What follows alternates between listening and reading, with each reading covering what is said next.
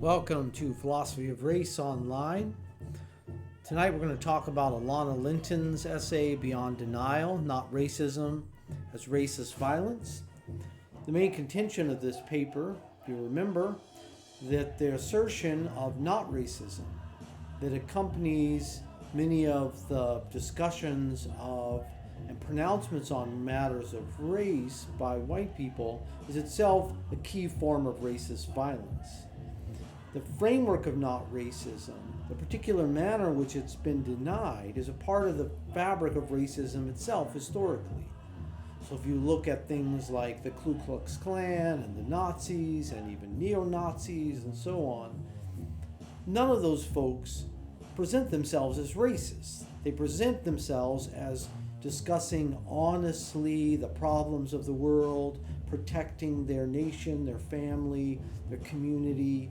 They're not hateful, they're not fearful, they're not irrational.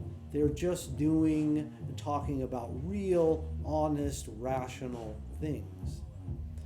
Now, in this paper, what we're looking at in particular is the way that this form, this denial of racism, that's always been a part of racism, shows up in modern conversations about race. So, for example, we talked about the situation with Darren Osborne in June 2007 in London when he took his van and ran over people in a mosque. He was described as a complex lone wolf. Wasn't motivated by hate, even though he said, "I'm going to kill all Muslims and I did my bit." He was a troubled youth, right? In the same way the 2015 Charleston multiple murderer Dylan Roof, despite having written 2 white supremacist manifestos, was mentally unstable, not a racist. So one of the ways that we see this show up is the denial of racism in terms of racist activities and racist motivations.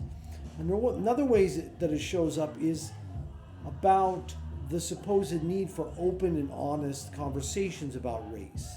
So the other example was the same weekend of Charlottesville, August 12, 2017, when the Nazi white supremacist rally where James Alex Ford plowed his car into Heather Heyer, killing her and injuring 19. In Australia, where Alana Linton is from, businessman Dick Smith announced a reimagined version of the iconic 80s Grim Reaper AIDS campaign, warning of the dangers of too much immigration. And when asked about whether this would be emboldening white supremacists, Dick Smith replied, "No, the opposite will happen. I will bring the discussion into the open."